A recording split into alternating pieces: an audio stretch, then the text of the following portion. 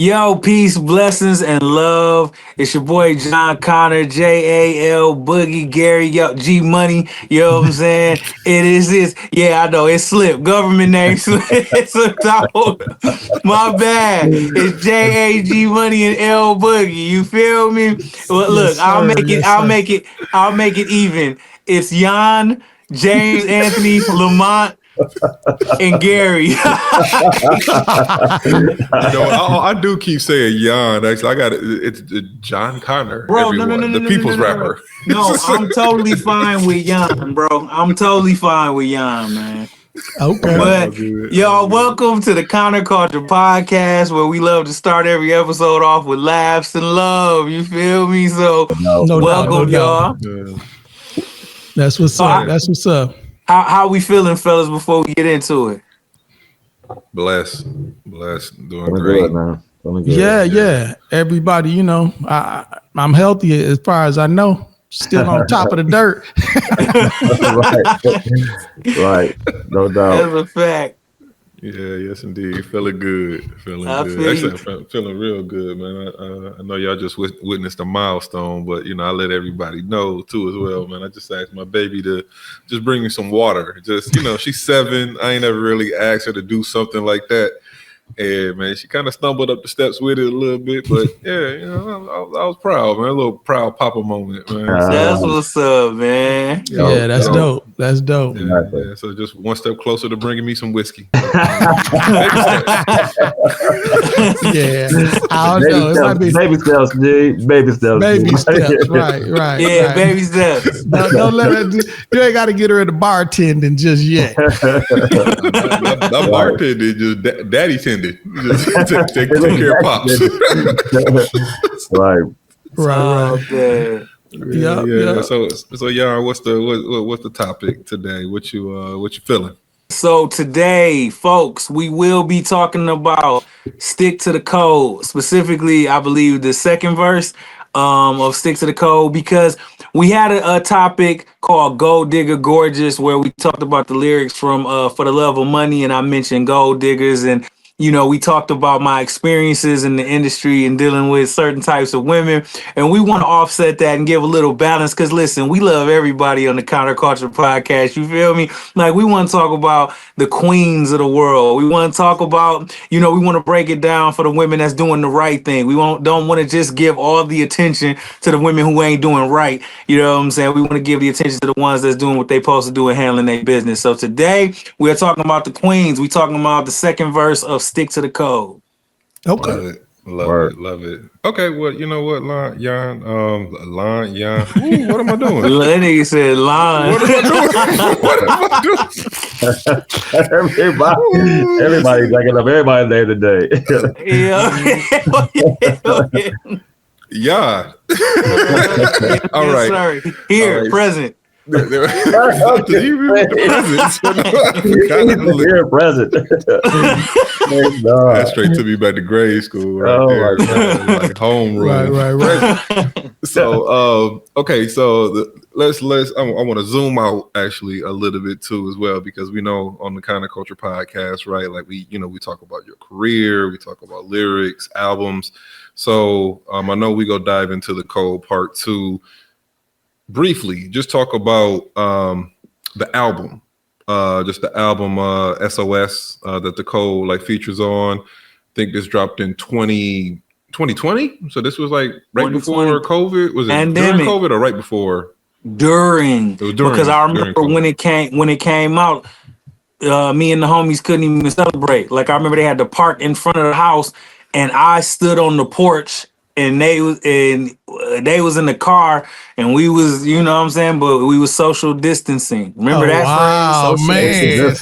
Social distancing. Yeah. Remember that? I did a lot of social distancing. You know what I'm saying? Distancing. Yeah. Yeah. I tried. I did. I might have selectively undistanced with some people, but that's a topic for another day. That is not the topic for today. So what, Jan? So what inspired this verse? So going back into the song, the Code Part 2. What inspired this particular verse? Was it like a real experience? Was it a specific woman? Just a general standard that you wanted to set, and just to reference like like the first bar or so, right? So you talk about I need a queen that got standards. I need a queen that got answers. I need a queen that got self-esteem and move like a G, like a Feeny with the Black Panther. So were you thinking about a particular person, or was it just like, hey, I just letting folks know like this is the kind of woman I need? Well, first I gotta give props and respect to my dog DJ Silk, who produced the song "The Code." And so how it came into being was it was a Clarissa Shields fight, and it was in New Jersey. It was in Atlantic City, and me and a couple of the homies that went to the fight, and I had the Code beat for a minute, and it was one of them beats where I knew it was so dope that I just couldn't put anything to it. And sometimes it take me a while. Like I'll have a record for years, and if I'm not inspired or if I don't feel like I can say something meaningful or impactful on the record, then I just won't do it until I feel like I'm ready. There's been a couple joints like that in my life, but the Code, more specific, since that's what we talking about, I had that beat for maybe like a year and a half, 2 years, and I didn't touch it, but I always go back and listen to it. So we go to the Clarissa Shields fight. We drove, so we took a road trip, and I remember just listening to beats. And the Code beat was one that came on when we were taking the road trip to Atlantic City, and it just hit me, and I give all glory to God, because it was like I cracked the matrix, bro, because I didn't know what I knew the beat was hard, but I didn't know what I should rap about. But it hit me. I'm like, yo, I figured out what this song need to be. I said I should talk about real niggas and fake niggas, but I should say what that is to me. Like instead of just saying, fuck fake niggas or whatever the case may be, or fuck fake people, it's like say what it is. Like give the code to what that is. You know what I'm saying? And if somebody runs into this type of person, then they qualify as this. And then I said, damn, the second verse should be for the same thing that it was for men in the first verse. It should be that in the second verse for women. Like give a description of the type of woman you would like. What is a queen? Don't just use a nondescript word. Like, well, what is that to you? So the Code was like, yeah, I should actually write out the code of what describes a real person and a fake person, and a real female and a fake female. And so it just hit me in that car ride to Atlantic City, like going to watch Clarissa Shields fight. Word. And Jay, you want to roll in, or you want me to go jump in? Yeah, I'll go ahead and jump in, man. Okay. So you named Afeni Shakur in that first couple lines of the verse. I just wanted to ask, like, what does she represent for you, and what made you draw that specific comparison? When I think of Afeni Shakur, I just think of strong, powerful Black woman, like intelligent, wise, raised a warrior. You know what I'm saying? Raised 3 warriors, I believe. Pac had a brother and a sister. You know what I'm saying?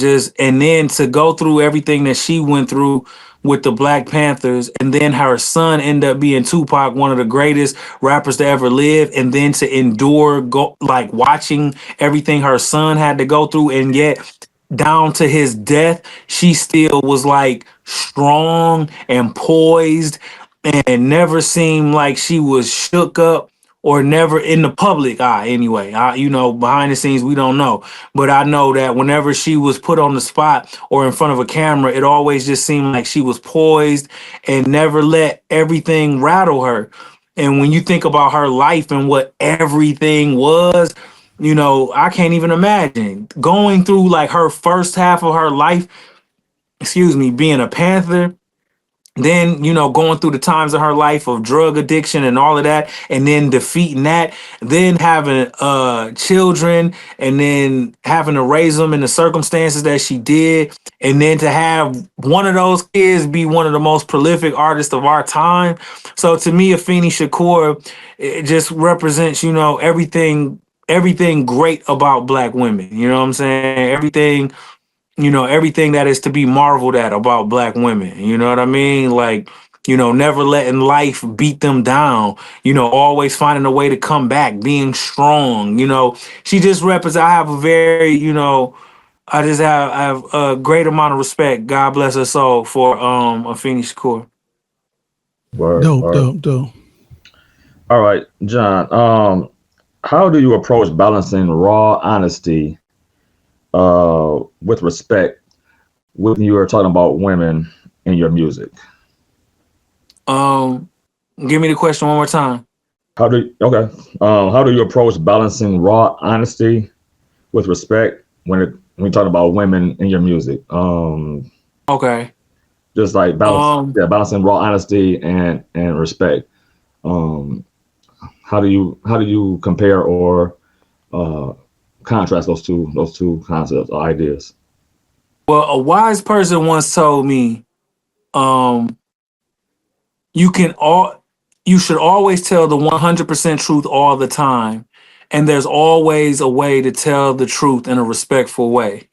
You know what I'm saying? Like, there's if it's coming from your heart and it's coming from a pure place, you can hear the difference between malice and malicious intent, and when somebody, you feel me, and when somebody's genuinely trying to like help. And I think that even though sometimes when I speak on certain things in my music about women, I think it might hit women in a certain place sometimes, but I still would like to think that they can feel that this is coming from a place of he cares so much about women, or he cares so much, you know what I'm saying, that it comes out in this way. You know what I'm saying? So I would like to think that people can hear the truth in my through my passion, or you know what I'm saying, through my music. So I never try to disrespect women for the sake of disrespect. Even if I say things that might seem harsh or disrespectful, I'm I'm I'm doing it in a way to say, stop doing that. It's not just F you or whatever, or F, excuse the expressions, fuck bitches or whatever the case, or I don't give a fuck about a bitch. It ain't never nothing like that. It's always from the perspective of, why are you doing what you doing? Have some respect for yourself. It's always like a little, it's like a little dude in my head when I make these type of songs that's like grabbing the girl and saying, love yourself. Why you don't love yourself, girl? Like, you know what I'm saying? And love yourself. Like, that is where I should hope, through all of my cussing and passion in the music, I hope women do understand that it's coming from a place that I'm trying to channel my frustration into pure honesty, into the fact that I love women so much. I have so much respect for my mother, for my sister. You know what I'm saying? The beautiful Whitney, who is sitting here right now. You know what I'm saying? I got so much respect for women that it's just like, when I have a message to convey to women, it comes out in a very passionate way. And I hope that even through the times that it kind of, you know what I'm saying, tugs at their nerves, how I word things, I hope they know that it's coming from a place of love, and I just want the best for women. And yeah. Okay, Yeah, I I think want to jump in real quick and ask, do you ever Mm, get any backlash based on that? mm. Just, I mean, even though you feel like you're speaking positivity to women, some people gonna take it a certain way. I'm just wondering, have you gotten any backlash based on that? Um, with women who are friends of mine, the phrase that I normally hear is like, you going hard, ain't you? Like, it'll be something like that. But but normally the women that I associate with, share the same perspective as I do, Mhm. you know, and these are ways that they feel, you know, that like a lot of my music comes from like legitimate conversations that I have in the studio, like, or I've had in my real life. And it's like the reason why I think that I feel confident saying the things that I say is because I probably had this conversation with a woman who thinks this same way. Like, I'm so tired of women just, excuse the expression, women just throwing a pussy around. I'm tired of women acting like they don't look. I'm so tired of women. Like, I'm tired of them making us look bad. So in essence, I be feeling like I'm kind of I'm the people's rapper. So it's like I be feeling like I'm the voice for them too. You know what I'm saying? I'm the voice for the women that feel like there's a group of women that make all women look bad. You know what I'm saying? And it's like they need a voice too. You know, so I take on that mantle as well. Okay. Okay. I want to get back into like I like how you started it out. Oh wait, real quick, Gary, real Yeah. quick. Just to make sure I clearly answer your question, JA, do I ever get backlash? No, I've never personally got it directly. Like I say, women that I be around, whether friends, family members, or whatever, it's always thank you for saying that. You Okay. know what I'm saying? It's always that type of vibe. Yeah, that's cool. That's cool. Yeah. Yeah. I like how you said earlier, like this is it's more like positive reinforcement, right? Because I think a lot of times, especially in rap, we hear people talk about who they don't like, what they don't like, you know, people hating and, you know, all of that like kind of stuff is usually always framed in the negative. But you decided on this song, I'm going to describe what it is that I believe is actually real, either about like, you know, a man or a woman. And there's a portion of the bar inside of here where you said, I need a queen to see snakes. I need a queen to see fate.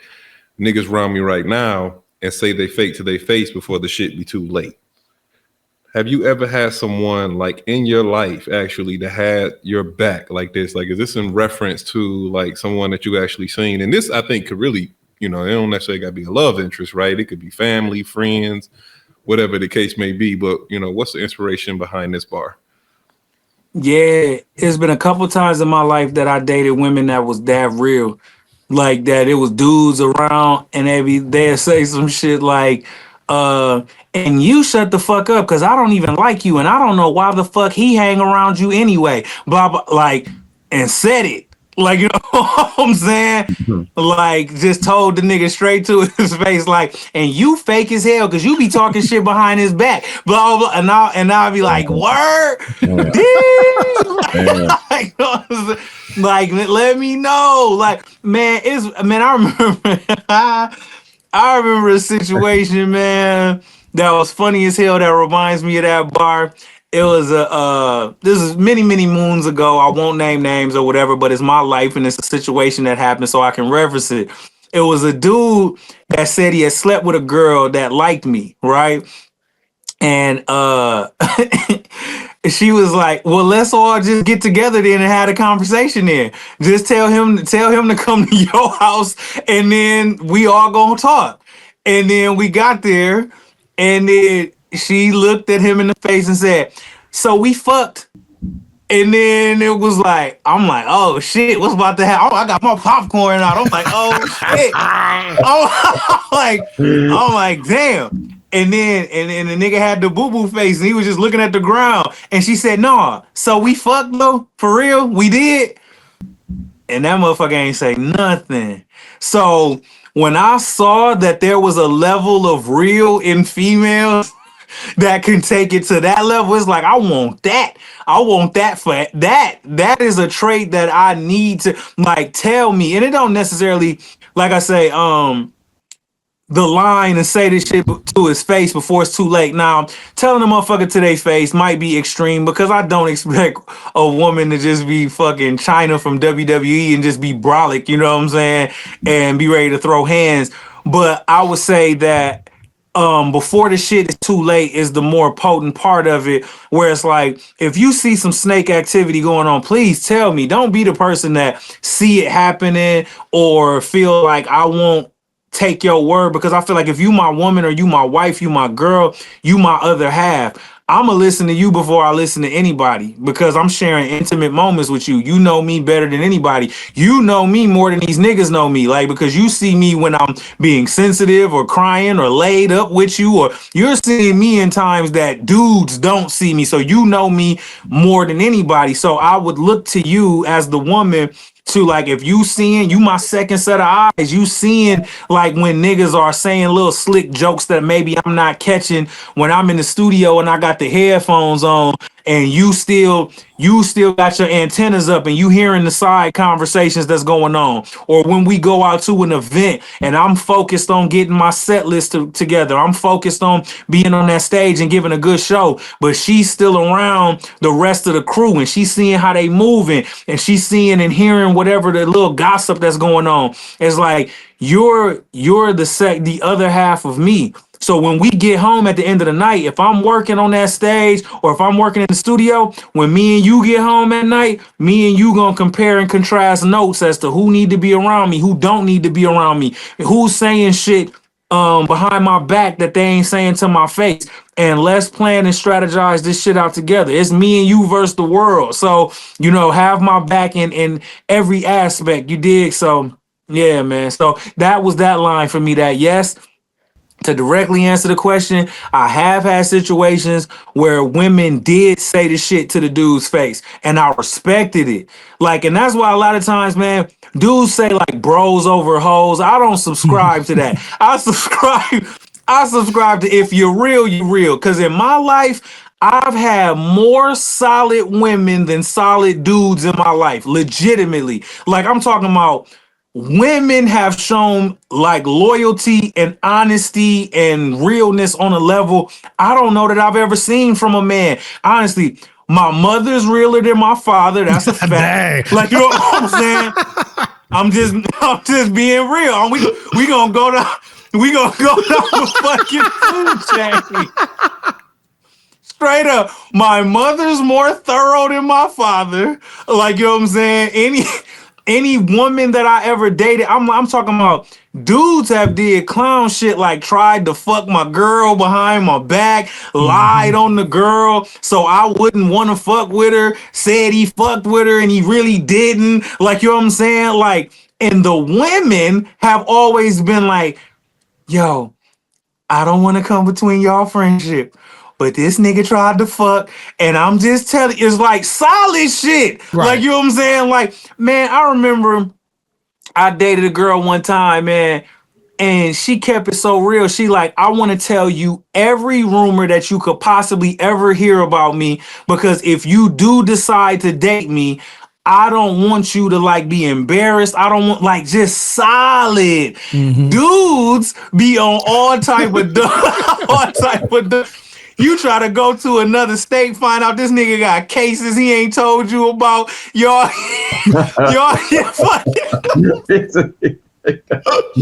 y'all get stopped by the police. This nigga got a gun that got the damn serial number scratched out. no. This nigga like, yo, hey, bro, hide this. Like, hide this. Like, what the fuck? Don't put me in this situation. You got times, man. Niggas are so petty, bro. You got the type of niggas, bro. Y'all go to a restaurant. Oh God. Y'all go to the drive-thru and this nigga order everything on the left side of the menu and he say some shit like, you got me, bro. Do I got you? The fuck? Like, bro. Meanwhile, a woman, like, you know what I'm saying? She, baby, I'm about to get something to eat. You hungry? You feel me? She want to cater to you. You know what I'm saying? Niggas got too much testosterone. They want to be in competition at some point. Women got estrogen. They just want to help. At the end of the day, 9 times out of 10, when a woman is being vicious or vindictive, it's because you, as a man, you did some foul shit. You did something at some point to egg this on. Niggas, there doesn't need to be any type of motivation for a fucking nigga to do some wild shit. You could give a nigga the clothes off your back. You could fucking, man, bro. Niggas don't need any type of incentive or motive to do foul shit. I'm sorry, this is another Aries Connor rant, but I'm just keeping it. I'm just keeping it real. Fuck that, man. Like, yes, but yes, women keep it way realer than dudes do. Not with each other though, which is interesting. Women don't keep it real with each other. Like they do snake shit to each other, but when it comes to like a man, for whatever reason, they're super solid when it comes to men, unless we do some foul shit and niggas find any reason to snake another nigga. Like, and I never understood it, man. Yeah. Okay. well, Like, where do we go after that? no, I mean, I feel like I've run into them women that you speak of. I've also run into the women you're not speaking of. The ones that's following the dudes. So, you know, Yeah. I've seen the gamut. I agree. So you emphasize loyalty and emotional maturity. I'm wondering, like, is that something you had to learn like the hard way, or you know, like have you always had like good experiences, you know, in the way that with sisters? Man, have I always like, yeah, did like I said, I was raised by my mother and my sister. So, excuse me. So my respect and my love for black women is like just off the page, off the charts. Is because, like I said, that, you know, my father left when I was 11, 12 years old. So the dominant personalities in my life was my mother, my sister, my grandmother played a big role in my life. My nana played a big role in my life.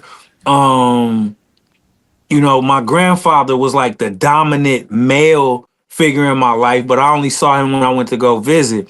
So yeah, so I had to that was like, yeah, like I said, that was the dominant like influence in my life was black women. So I did, yes, to answer your question, I had to learn the hard way because I did meet some girls along the way. I mean, we all meet some of the ones that, you know, like are from the Gold Digger Gorgeous episode where are, I'll say, morally challenged. But my for the most part though, my experience though, I remember I seen Dame Dash say that he said he don't like hanging with dudes, he only hangs with women. And it's like I understood that because yes, in my life, I would say the lesson that I learned the hard way about women though was my hard lesson was that women are more solid than dudes. Like, you know what I'm saying? And women showed me levels of loyalty that, like I say, to this day, I still haven't seen from men. Like, I just haven't. Like, you know what I'm saying? Like, I've seen, man, like, I've just seen women be loyal to the umpteenth degree. So, yeah. Because even the bullshit that I learned, like, from dealing with women, I did something that triggered the shit. Anytime I think, and let me see, 90% of the time in my life, if a girl ever cheated on me, I cheated on them first and I got caught. And then I was on the let's make it right, baby, please, I'm sorry. And then they like, no, fuck that. You don't just get to be sorry and nothing gonna happen. It's so yeah, it's on like Donkey Kong. So it's like if I'm being real with myself and I'm being honest, a lot of the times that I did wrong or cheated on, I initiated the shit. Like I probably had a fucking super solid girl that was, you know, just a good girl, and I did some dumb shit, and then I turned her like what Jay-Z said on Song Cry. You can't turn a bad girl good, but when a good girl's gone bad, she's gone forever.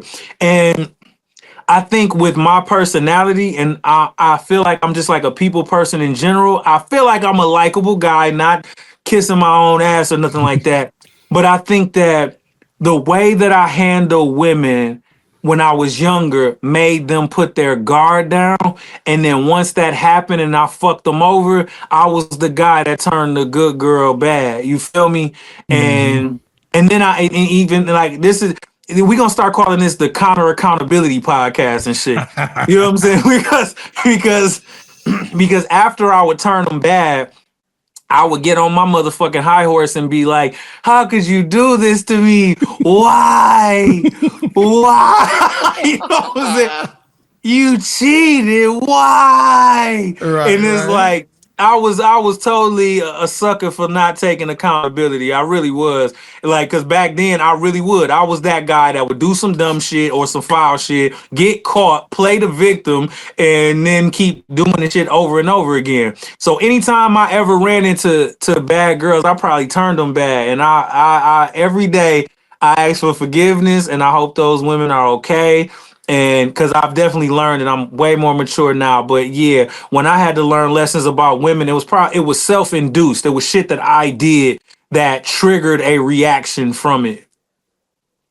So I don't mean to. You're talking about what you want to see in the queen, what you need in the queen, and I want you back to the verses here.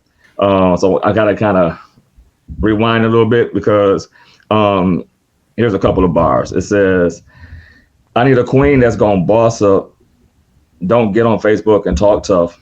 Live talking on your live, see the bitch in public, then soft up. I need a queen that's on queen shit, not a chick that says she need dick. So bad she fucking everybody. By the time she fuck me, it don't mean shit. It don't mean shit. Yeah, I know. Can you break down, you know what I'm saying, what was going on with you in that verse, you know? J.A., that don't mean shit was so real. I felt that come from your soul just did, Yeah, I felt that bar, man. That always resonated with me. Like, man, that like, dang, shit, she out fucking everybody. By the time she fuck with me, it don't mean shit. Don't mean It is another nigga she done fuck. There's another nigga she done Meanwhile, I'm in love. But meanwhile, but my bad. This is the Kind of Culture podcast. Tell us about your experience with that bar. Oh man. So the first part, L Boogie, I need a chick that's gonna boss up, don't get on Facebook and talk tough, live talking on you live, see the bitch in public and soft up. So that's the thing, man. That I see a lot. That it be women that just first of all I think fucking putting your business out in public on social media is corny. I think that's stupid. I think is dumb. You know, like it only leads to more issues and more problems. You know what I'm saying? Like even subliminals, that shit is stupid. Nothing about my social media has ever reflected my personal life. Maybe I don't know, once or twice on some industry shit, but never with like women. Like you'll never know my personal life with women based off of my social media. So just in general, when women get mad or get salty and get on Facebook and say shit like bitches out here hating on me but got 3 whole ass kids but can't keep a job. And it be one particular chick with 3 kids. Like you know, national post right now. Verbatim. You exactly who they talking about. Driving a Toyota Corolla. Light blue. With a green tank top on. Bitches be out here in light blue Toyotas working at rallies and shit, but bitches. At that point, subliminal. It's not even subliminal. It's not even subliminal. They done pointed directly at somebody. That's directly at somebody, bro. Bitches be out here graduating from Northern and then it's like, dog. This is great. In 2005. Right, exactly. It's like, yo, this is the most descriptive subliminal fucking post of all time, dog. So, so for one, I just think it's corny in general. You know, because you looking for attention. I'm a solution-based cat, man. I want the solution. We can't find a solution if everybody commenting on our business. If now I gotta add 100 likes into the discussion when me and you talk about what the fuck we supposed to be talking about, we can't even focus on the problem because now too many people got opinions about our issues. It's like in a relationship, I want to fix it. I want to figure it out. And once you start inviting social media and other people into your business, I just think it's corny. And I think y'all headed for destruction. Y'all headed for the L. You know what I mean? So but then also, yeah, just that whole acting fake tough. I don't like when dudes do it. I don't like when women do it. I never proclaimed to be a quote unquote tough guy, but I am a man. So I ain't never been a sucker in that sense. It's like if a man ever had an issue with me, I'm finding you and like figuring out like where can we sit down and I can look at you in your eyes, or let's get on the phone and let's talk about this. I've never ducked or dodged or no type of shit like any conflict. I'm an Aries. That's not even in my nature to like dodge conflict. So I don't find it attractive if women throw stones and hide their hands or start fires and then can't put them out. It's like, no, you stand by it. And if you're a woman and you're a representation of me, my woman can't be a sucker in that way neither. If you're not going to stand by what you said, then don't say nothing at all. Like, you know what I'm saying? But whatever you say, stand by it. And sometimes women will do that. They'll get on social media, and then when the other girl like confront them is, I ain't got time for bitches. Bitches calling my phone. Oh no, dog. You just put bitches business all out in the street. And now she trying to call you. And now she's like, no, you gotta stand on it. That's basically what I'm getting to here, man. You gotta stand on it. If you my girl, because the thing is, I'm Captain Accountability. I'm gonna stand on it. If I did something good, if I did something wrong, if it's something I'm embarrassed about from my past, I'm gonna stand on it. So my girl gotta be the same way. You cannot be one of them type of chicks to where you throw stones and hide your hand and you talk about everybody, but then when a girl come confront you, you don't want no problems. You ain't got time for this. I'm too grown for that. You too old to be calling me with that. You got kids? No, fuck that. You said everything you said. Stand on that. So that's where that line come from for me, where it's very unattractive to me when a woman do that. That's an immediate turn off. Like, if you put your business out on social media, or if you say shit and you're not ready for the consequences, then that's corny, that's whack. I can't do it. Nah, fuck all that. And so the next, I need a chick. What's the line? I need a queen that's on queen shit. Queen shit. Yeah. Not a chick that say she need dick so bad she fucking everybody. By the time she fuck me, she don't mean it don't mean shit. A pretty self-explanatory line, but where my head was at when I wrote it was J.A. exactly what you said.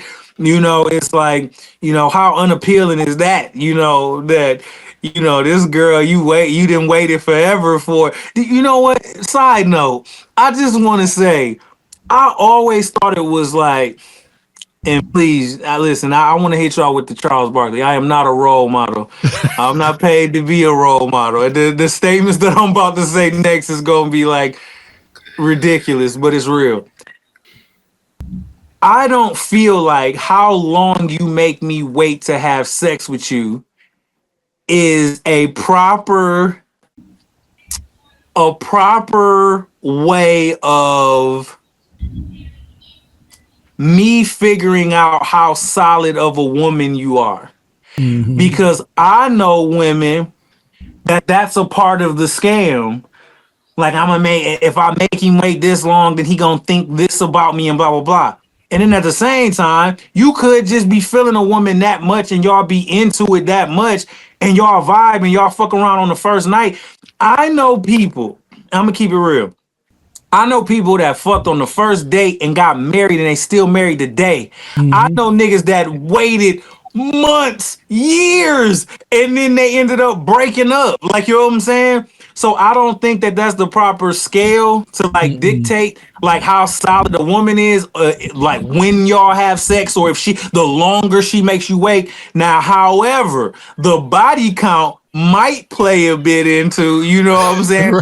Because right. if everybody fucked on the first day, then I don't know. I don't know how special I am. And I don't know if I can put my heart into this situation. If everybody fucked on the first day. Now, if me and you was just a situation where it's like, Jan, I felt you so much, man. You was solid and it was something special and I couldn't control it. That's amazing. But if like 8 niggas got the same story, you know, that's ridiculous, you know. But you know, that's just the way I feel about it. But no, nobody wants a woman who is just so horny all the time that anybody could get it. You know, treat it like women, the women that watch this. If there are any women that watch the Connor Culture podcast, listen to me, y'all. Y'all always talk about, and I'm looking directly into the camera right now because women, I want to talk to you right now. Thank you for giving me the full screen, Jay. Hey, you the man for that. Women, I just want to say, y'all always talk about like the double standard, right? Why can y'all go fuck around and when we want to fuck around, it's the worst thing in the world? Because we feel like y'all are fucking special. Why do y'all want us to like demean y'all and look? Listen, this is a moment. We value y'all, women. Value you, love yourself. I'm grabbing you by the shoulders right now. Women, reach out to me right now. Love yourself. Love yourself. Why do y'all want to why? Like there's nothing good about jumping from bed to bed. We value y'all, we cherish y'all. Babies come from y'all. We came out of y'all. We view y'all as like a treasure. That's why niggas be ready to lose their mind when they find out y'all done fucked a million niggas. It's not that we want to own y'all. There's a deeper rooted psychological thing where men, we value y'all. We want to protect y'all. We got sisters, mamas, aunties, all that. So the way we look at y'all is like y'all are diamonds. Like we look at y'all as this precious thing. And so when y'all don't treat yourself like that, it triggers our inner protector. It triggers our inner provider. That's like, what the fuck are you doing? It triggers the part of a man that was created to give y'all wisdom.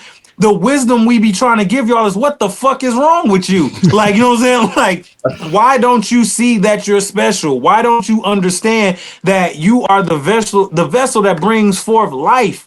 That's not our role. That's not what we do. Why do y'all want to be like us? A girl told me one time, I wish I had a dick just for 2 days. I'd be fucking so many bitches. I'm like, why? Why do you like, no, that's not the answer, man. It's not, man. Trust me. Everybody on this podcast got a dick right now. And fucking a bunch of women ain't did nothing but get us into a whole bunch of shit we wish we didn't get in. You don't want that. Trust me. You feel me? But I just wanted that line to reach the women that you know, don't be so horny and don't be so willing to jump into bed with everybody that you devalue yourself. Understand your worth. So by saying I need a queen that's on queen shit is knowing your worth, knowing your value. If you and that dude connect like that on that level in a short amount of time and y'all happen to have a magic moment and y'all live happily ever after, that's gangster. That's dope. But don't go around just giving it to everybody thinking that that's what's going to keep him, or giving it to everybody because you think that's giving you a one up on somebody. No, understand who you are, understand your value, understand your worth, because a woman that understands her worth is the sexiest and most attractive thing in the world to me. And that's the perspective that these lyrics was written from, of what's attractive to me. Word. Yeah, and I wanna go back actually a little bit in the verse because it's a portion in here where I guess someone can take the perspective that, you know, you being critical, right? And I think earlier this is what like JA was talking about when he was, you know, asking about did you ever receive any backlash, right? So there's a bar in here. It says, I need a queen that know ass shots ain't more important than the kids' Pampers. and I need a queen that loves me more than she loves cameras. And then after that, you said "fuck with me," like you was like you was in your bag on that one. So with these two lines, right? You know, a queen that knows, you know, the ass shots ain't more important than the kids' Pampers, and then a queen that love me more than she loves cameras. Are you just like making an analysis, like get your priorities together? Is it shaking, you know, like is it like love yourself? Or is it just like I'm just pointing out like a trend in terms of what I've been seeing, maybe like on social media or maybe in the industry, right? Because we know things like ass shots, right, in the rap industry and all that kind of stuff. You know, people might prioritize their image more than they do their children or something like that. And then this social media line, it really hit me, like someone that loved me more than she loves cameras. Like how do you feel if, you know, your woman got more pictures of herself in her phone than y'all? So what was the first line we talking? Yep, I'm sorry, yeah, because that was a lot in that question. That's so cool. Yep, so the first bar is I need a queen that know ass shots ain't more important than their kids' Pampers. So it's exactly what you said when you said that line was pretty much just get your priorities together. You know, having your priorities together, like being a mother is a beautiful thing. You know what I'm saying? So your kids should come first. I'm of the mindset children didn't ask to be here.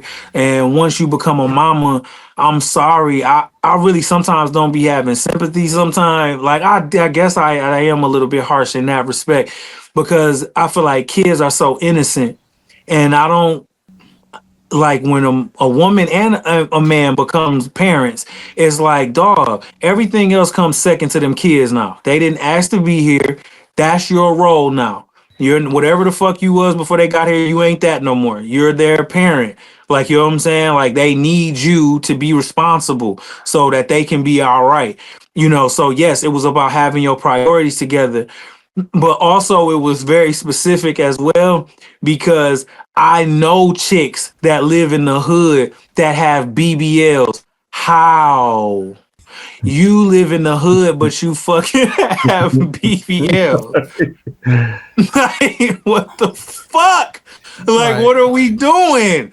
Like, you feel me? Like, you sitting up asking motherfuckers to loan you money.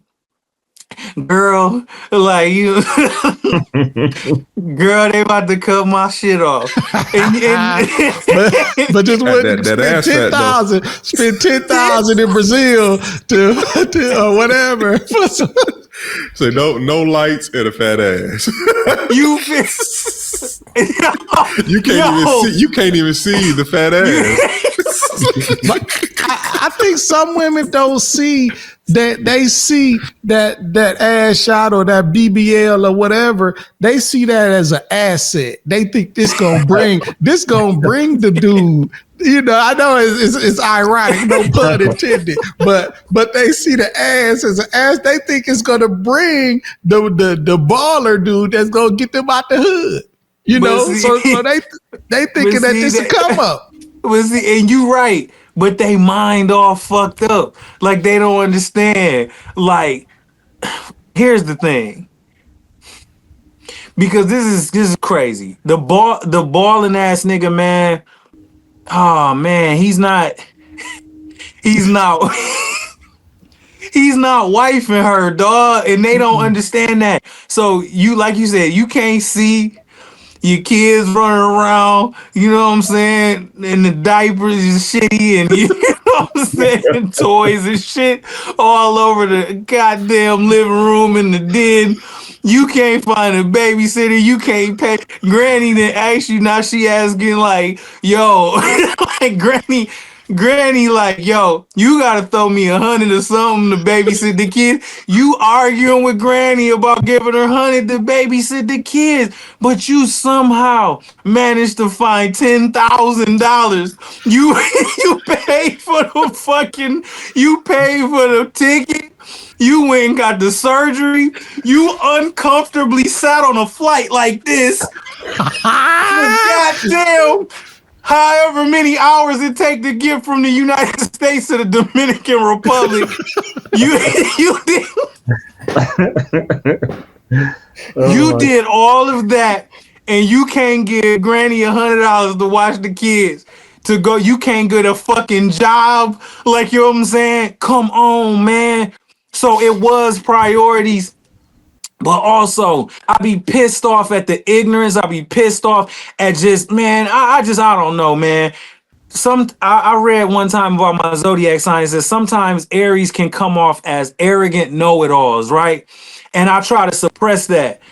So sometimes, but in my daily life, I understand. I see how sometimes that could be, because sometimes I look at the decisions that human beings make and I be like, why the fuck would you do that? Like, why? That don't even make logical sense. Like, you know what I'm saying? Like, if you found the money, you saved up or did whatever you fucking did to go get these shots or whatever the fuck in your ass, you mean to tell me you couldn't save to, like, for kids tuition, to get a car for the kids? You feel me? You can't put that into something constructive.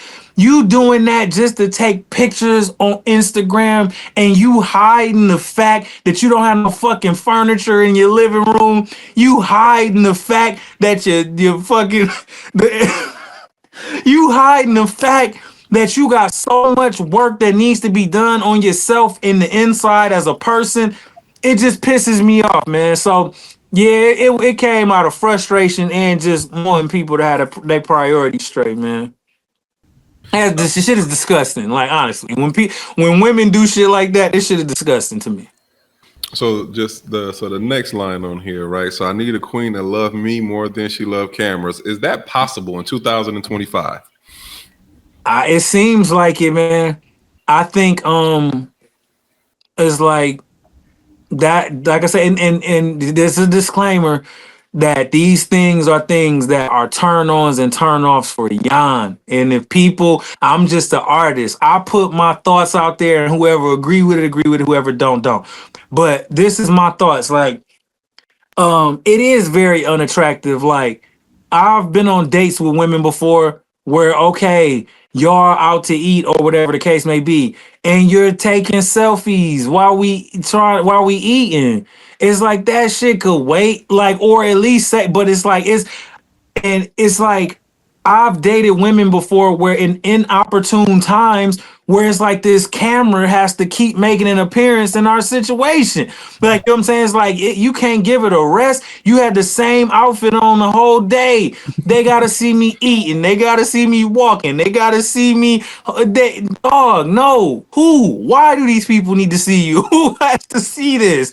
Who gives a fuck? Honestly, who cares about all of these things who cares? Why are you taking so many pictures? You look the same as you did 10 minutes ago. You look the same as you did yesterday. Like, why do you need so many pictures? And it's like, I see that today a lot. Like, you see, like, whole families at dinners and everybody got their phones out and doing something with it. So yeah, I think in 2025, I do see that a lot. People, I feel like this generation of people don't even know how to have intelligent conversations because the phone and fuck their head up so much. They don't know how to interact with each other. Like, they don't know how to enjoy human to human contact or communication or bonding. And I think that deeper than just females, I think that that's an issue just in general. I think that we're missing out on the beauty of the human experience, man, because of these damn phones. And so I need a chick that love me more than she love cameras. Fuck with me. Yes. I need it to be more exciting that me and you are spending time together than you taking a picture of us spending time together. You feel me? I need the actual moment that we're in. I need you to be excited about that more than showing people that we did it. You feel me? Yeah. Love it. Absolutely. Yeah, I mean, I completely agree, man. I think this technology, we done made us devolve. You know, we agree. We you know, and with all these pictures and I don't know, man. It's crazy. I know a lot of women, they might take 250 selfies a day, like because man, and it in some ways, like, it's almost an adolescent type of mentality, because typically when we get like 12 or 13, we have in our head, we have a imaginary audience. And I think social media has made that, like, for some people, not even imaginary. You know what I'm saying? They run around and they think they have an audience, like everything they do. So they want to give people the play by play. I'm now eating pancakes. You know what I'm saying? Right. Yeah, it's something. Anyhow, you so you talk about queens a lot in this verse, right? Queens, and then you mention chicks. So and I know this is kind of basic, but what defines a queen to you versus a chick? But yeah, so I would say, for me, the simple answer for that one would be just all of the things. If you wrote down my second verse of the code, so if you replace the word queen with woman, that would be my definition of what a queen is. I need a woman that got standards. I need a woman that got answers. I need a woman that got self-esteem and move like a G, like a Feeny with the Black Panthers. I need a woman that sees snakes. So all of those things would be what my definition of a queen is. And chick was just my alternate word that I use, because I don't particularly like the word bitch. Like I said, it is times in my life that I have used it, or whatever the case may be. Like it's certain words I try to stay away from. But like I say, just because I do got love and respect for women and my mother and my grandmothers and my sister, like I try to stay. It was for a long time I didn't even say the word bitch in my raps, like for a long time, and I'm trying to regress from that. But chick was just a replacement of that, and chick was just your average regular degular. You know what I'm saying? Just don't know nothing about nothing. Okay. So that's the one getting the ass shots instead of the Pampers. Yeah, the chick. Yeah. Right. Yeah. Okay. All right. So Connor, do you feel like the kind of woman queen you're describing exists in your life right now, or is she still an idea? Kind of just you're still trying to search for her? She might be out there somewhere, or does she exist? There's someone out there for you. Like, do I know women that resemble the second verse of the code? Yes, sir. Absolutely. Yes, Okay. absolutely. Okay. Good. Okay. So see, that's why I'm so passionate about it, because I know it exists. Like, you know what I'm saying? Like it exists. That these are not. This is not a fairy tale. Yes, those type of women in the second verse of the code definitely exist. Okay. So let me there's a part of the song here which I really, really can appreciate, because like most of my homeboys is all married, and some of them, like, you know, I knew, like, you know, them, I knew their wife separately, like we all was friends, and then they went on and got married, and you know, obviously I'm still like friends with both of them, like that kind of thing. But then there's others, right, where it's like, you know, I didn't know their wife or anything, right? So they kind of came into the fold, the friendship, like, you know, they inherited essentially, like, you know, their husband's friends, which, you know, would include me. But there's a line in here that you got when you say that she could chill with the squad and she don't fuck up the vibe. And that's what I think about when I think about like a lot of my homeboys' wives, is like they are those kind of women. So run me through this. Like, when is, say, maybe the first time, or maybe even recent memory, right? Like, you know, that you noticed how a woman can be like sort of around you and your boys, and it just seemed cool. Like, don't nobody bat an eye, ain't nobody tripping. Like, you know, she don't come around, make shit awkward. Like, you know, do you got a situation that maybe you can describe that stick out about that kind of woman? Yeah, that's probably one of the dopest things ever, is when you find a woman that everybody in your family and social circle like enjoys being around. You know, Cause like I said, I've dated the contrary as well. Like I've dated women that literally went out of their way to make it feel awkward so that when they came around, my friends would want to leave. And like after that, it would be like, because I wanted to spend time with you and I'm tired of them being over here, or I'm tired, y'all was working all day. You feel me? Like, and she knew that she came downstairs with a stank attitude, like, you know what I'm saying, came in the lab, you know what I'm saying, and like everybody caught her vibes and everybody like, yeah, man, I'm about to skate, bro. Like, you know what I'm saying? And it's like, that was whack.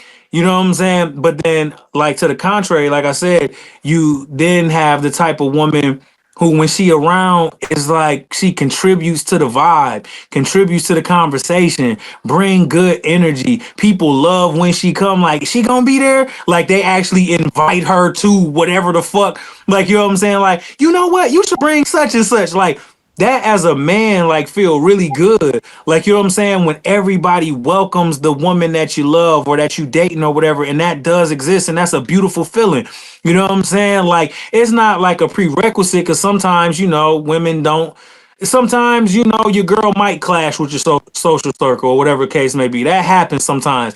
But it's a beautiful feeling when she fits like a puzzle piece. You know what I'm saying? It's just like I can't stress it enough. Like, it's so dope. Like when the homies be like, hey, yeah, dog, me and my girl gonna go to such and such, man. You and such need to come too, man. She cool as hell. Like, ain't no, it's just, it's nothing like it. And those are the true gems of the world, man. So now this is a public service announcement to the fellas out there. If you got one of them, act right, dog, because they not a dime a dozen. That's few and far between. You keep fucking around, man, and like you lose these type of women that we talking about right now, bro. For what Kanye say? He said, one good girl is worth 1,000 bitches. Meaning, bro, the ratio is you're gonna have to fuck around with 1,000 other chicks before you find another one that had the qualities that we talking about right now.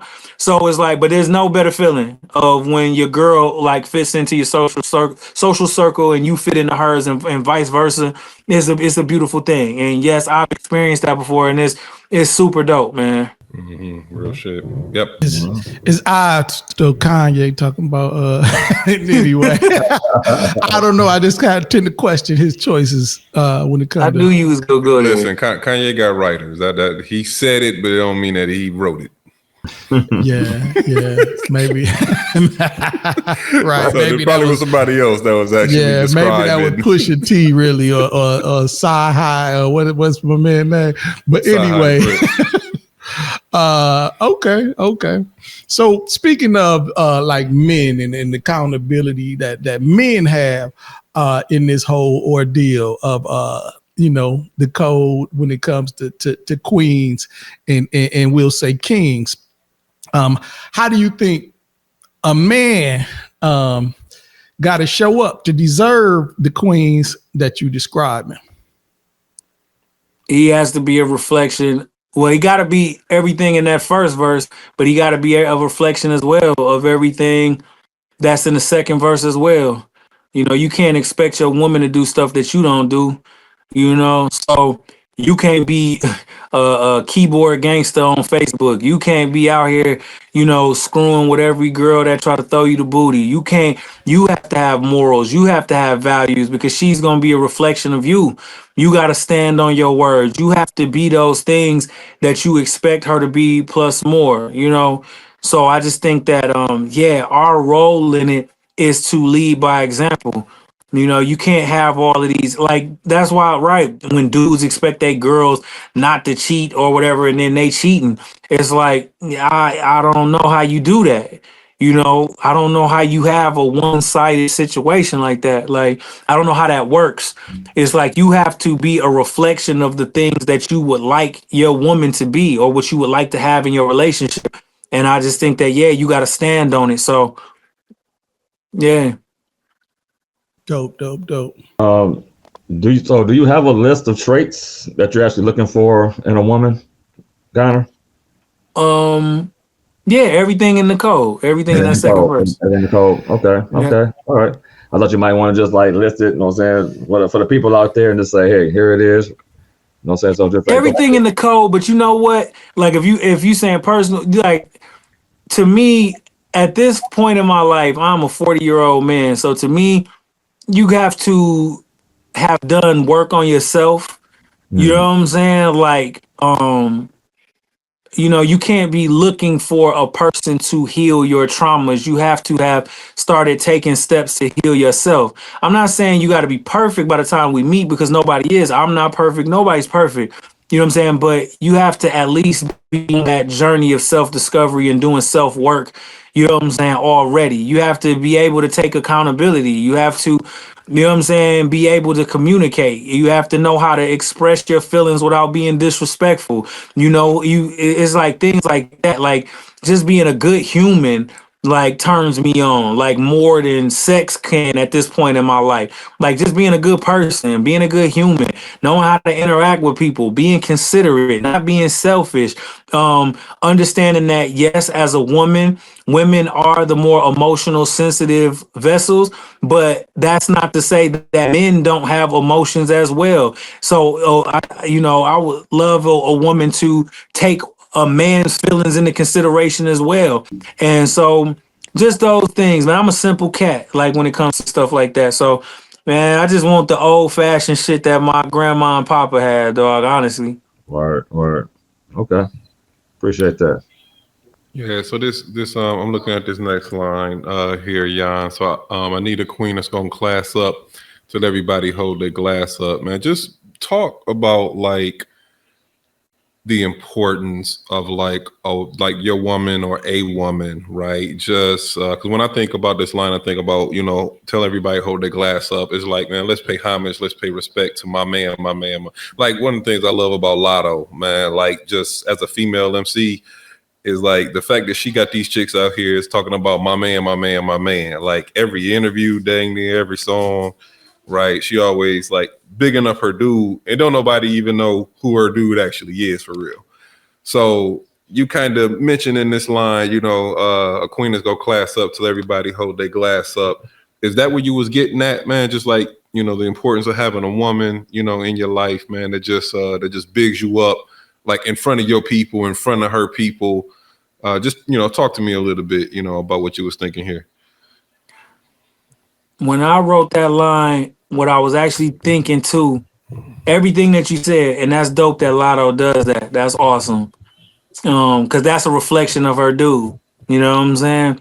Um, that line came from I was at Terry and Rebecca Cruz's house for a Christmas party and seeing them have this beautiful home and have this beautiful gathering and seeing them at the head of the table and they both, making the toast together. It was just impactful. I'm like, man, that's what I want. Like me and my lady, like together, being able to throw events like this and represent togetherness and classy. It was like I love the fact of how classy they were. Like they are. I shouldn't say were, they are. You know what I'm saying? And it just was like just the respect. I got so much respect for Terry and Rebecca, man. Like just conversations we've had, just they whole dynamic, bro. Like, so here's the thing about me. I've always wanted to be married and I've always wanted kids. So anytime I ever was around like married couples, I would almost like sit under the learning tree and like ask them questions about their marriage, how they stayed married.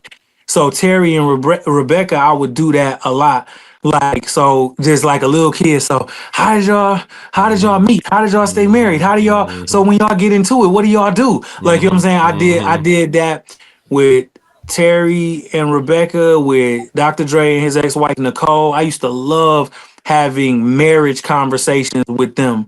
You know what I'm saying? And so that and tell everybody hold their glass up. Is just that scene, what that represents is to be able to celebrate the good times because y'all was strong enough to make it through the bad times. Y'all endured that. Terry and Rebecca, they probably been through so much shit that we'll never know, but they made it unscathed, not unscathed, but they made it still looking fresh, still classy, still loving on each other, still looking at each other in the eyes when they hold their glass up and cheers like we did it.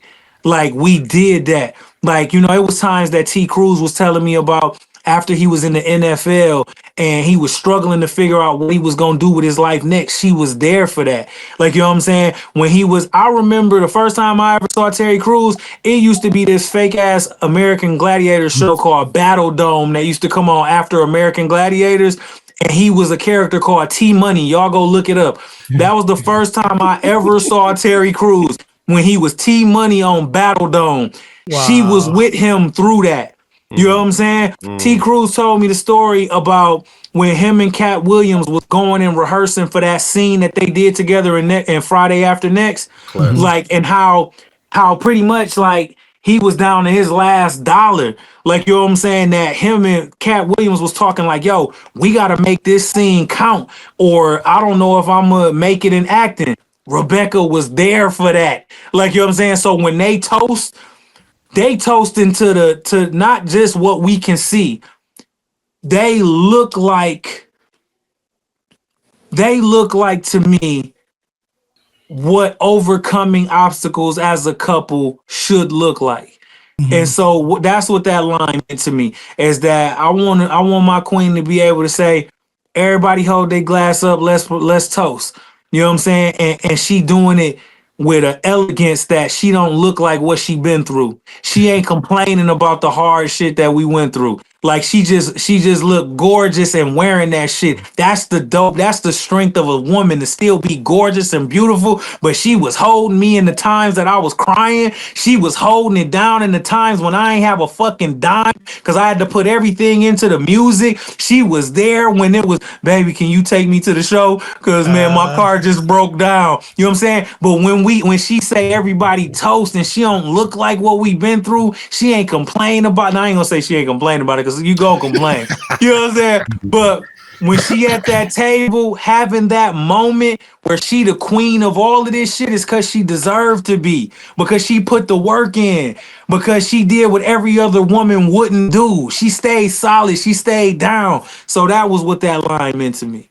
Okay, so then I gotta ask a follow-up then. So the next line, man, which couple took you to the strip club? Because you said me and my queen throwing money where your girl throw that ass up. So which couple was that you went to the strip club? That was at the strip club tossing them dollars while somebody girl was tossing that ass.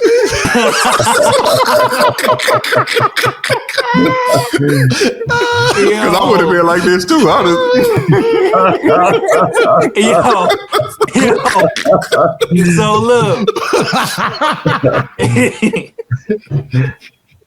So like I want to preface this by saying this is not a prerequisite, like, right? Because I'm not even really a strip club dude like that. Like if I got into my philosophy on strip clubs, this would be a ridiculous episode. But I've never been a strip club dude, right?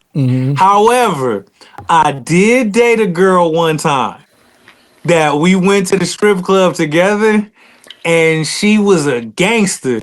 Like she was like, cause I'm kind of a modest person. So we were in Atlanta, and and if y'all ever been to the strip clubs in Atlanta, that shit is a movie, or at least it was when I was going when I had my little skirmishes back in the day. You know what I'm saying? But I just remember I had like the ones, I had like thousands and ones and shit like that. And I remember her being like, let me show you what to do with this. I'm about to get you a dance. Hold up. And she was calling the shots. Like she was like telling the chick to come here. She was smacking the chick on the ass with the, I'm like, damn. So like I said, that line, honestly, I don't need a chick that's go throw the ones while the girl. That was honestly just a cutesy rapper ass line. Like, you know what I'm saying? It just was some cool shit to say, but I have experienced it before. So if you and your girl is into strip clubs, it's a cool thing to be able to do that with your girl. Like, if that's what you into. But for me, it was more so showcasing the dynamic between the girl who's stripping and the girl who has a man and enjoys strip clubs. You feel me? Because there's a difference between me and my girl that's sitting up here enjoying the festivities, and she a boss. She would never be fucking doing stripper shit. You know what I'm saying? And she throwing the ones. And then there's the girl who has to, kind of put herself out there to get the bread. So I was just distinguishing the difference between the type of chick that I would like to marry and the type of chick that, we don't get a time of day to. So I'm not giving a time of day to the stripper girl, but the girl who a boss and enjoys the strip club probably got the same mindset. Word. Dope. Okay. Well, we've asked a lot of questions here, bro. Is there anything you feel like we haven't touched on, or we missed, or we overlooked, or that you just want to say before we get to the end of this episode? Well, I would just like to say, for one, shouts to DJ Silk again, who produced Stick to the Code. Well, the Code. I want to say shouts to my homegirl Jackie, who played the lead in the Code video. So there is a video for this record, the Code that we talking about right now. And if you go check it out, it was based on the movie Queen and Slim. And shouts to my homegirl Jackie, cause she killed it. It was a long day for that shoot, and we had fun. And so yeah, please go watch the video for the Code if y'all haven't seen it. And I just want to say, we laugh, we joke, and we kid on the show, and I can be ridiculous at times. But what I do hope people get out of the song "The Code" is morals, having standards for yourself. I think that the more time goes by, we start saying things like morals are old fashioned. Pleasure for pleasure's sake has never done anything but get people into trouble. Discipline is what helps you grow. Discipline is what makes you a better woman and a better man. And I think that the Code is pretty much just talking about that. Have some discipline. Love yourself. Respect yourself. Men, respect the ladies. Ladies, respect men. It's so much that goes on with like this men versus women shit on social media. Men need women and women need men. Point blank, period. That's how we all got here. We all got here because a man and a woman agreed on something. You can call it what you want to call it. You can say whatever. Okay, they had sex, whatever. Yeah, but they agreed that they wanted to have sex with each other. So the way that humans continue on is when a man and a woman agrees with each other. Period. That's what make the world go round. So with the song "The Code," instead of us downing each other all the time, I wanted to celebrate women. You know what I'm saying? I wanted to celebrate the things that I like about women, because it's so many songs where we talk about what we don't like about women and what women don't like about men. You know what I'm saying? And then as far as with dudes, we spend so much time going at each other. In that first verse of the Code, I wanted to give dudes, a run sheet of what a real dude is from my perspective. So overall, I just want to say the Code is one of my shining achievements as a songwriter. It's one of my most streamed songs. And I thank everybody for rocking with it. I'm trying to think, is there anybody else? Thank you to my homegirl Shay Cobb, Fire of the Sister Tour, who sings on the record "The Code," who is always there for me when I needed to come to the studio and knock out some shit. But yeah, the song is just about, let's celebrate each other. Men need women, women need men. Let's stop the bullshit and have some respect for yourself and each other. And we all got here because a man and a woman agreed on something. So let's, keep doing that. Let's keep agreeing. Let's keep rocking with each other. Man, I'm glad you mentioned that actually about Shay, about Fire too as well, because I didn't even know that she sung on the Code, man. So now, Yep, that's her. My nigga. He told me it's rules to this shit. That's Fire. Yeah. I could hear her voice. I definitely. I know that voice. Man, Yeah. shout out to Shay, man. That's dope. Jan, you want to take since your cousin got on our heads about our outro, man. You hit us with the Jerry Springer final thoughts last time. So All right, you ready? You got any final thoughts for this episode? So this is my final thought for this episode. Wait, do y'all got anything y'all want to say before the final thought? Nah, we good. No, you can take it away. All right. So I got it. All right, here you go. All right, you ready? Serious time, yep. Yes, sir. Every time. So y'all, the code was made from a ride to New Jersey to watch Clarissa Shields fight. Right? It was made from a beat that I had many, many moons ago. Which means to all you artists out there, if y'all just got beats sitting around, it might still be the diamond in the rough that might just change your life. The code changed my life. I'm being so ridiculous right now. This is totally not a serious moment. I wanted to be serious, but I couldn't. But the final thought for this shit is honestly, be good to each other. You know what I'm saying? I feel like within men and women, we're born with something that the other gender lacks. There's things that women have as far as instincts, personality traits, emotional intuitiveness that they are just born with that men don't have. And men, we're born with certain strategic ways of thinking. We're born with certain strengths. We're born with certain pieces of logic that women don't have at times. I'm not saying that we're lacking these things completely, but I'm saying that women have more of some things than men do, and men have some more of things that women don't have. And the only way to truly become whole is when you compromise enough to listen to each other and to humble yourself enough to know that there are times that she know a little bit more than you about certain things. And it's times where, girl, you got to humble yourself to know that he know a little bit more about certain things than you. But if y'all work together for the greater good, y'all become one, y'all become whole, and y'all could win together. And that's the goal at the end of the day, is to win, to come together, figure this thing called life out, you know what I'm saying, and win. So instead of judging each other for the traits that we lack or have more of, let's appreciate each other. You know, let's take advantage of those things. Let's celebrate those things. So that's what the code is all about. And thank y'all for watching this episode of the Connor Culture Podcast. And we're going to hit y'all again next week. On time, every time. You did. Yes, sir. We out. Peace. Peace. Fun.